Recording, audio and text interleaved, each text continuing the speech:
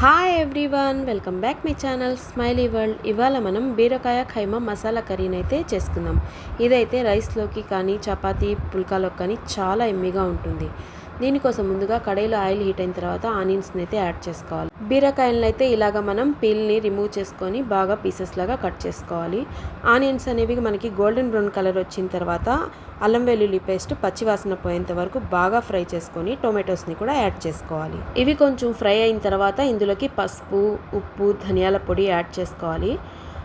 3 దంచిన లవంగాల్ని కూడా యాడ్ చేసుకోవాలి.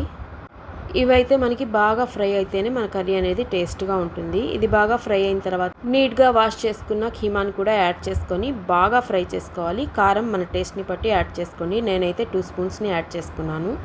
ఈ కర్రీలో నుంచి మన ఆయిల్ అనేది సపరేట్ అయ్యేంత వరకు మనము మూత పెట్టుకొని బాగా ఫ్రై చేసుకుంటే ఆయిల్ అనేది సపరేట్ అయిపోతుంది. అప్పుడు మన బీరకాయని కూడా యాడ్ చేసుకోవాలి. ఇందులో అయితే మనం చుక్క వాటర్ కూడా వేయాల్సిన అవసరం లేదు. బీరకాయలోనే మనకి ఒక 5 మినిట్స్ లో ఫ్లేమ్లో వదిలేస్తే ఇలాగ వాటర్ కంటెంట్ అనేది చాలా రిలీజ్ అవుతుంది.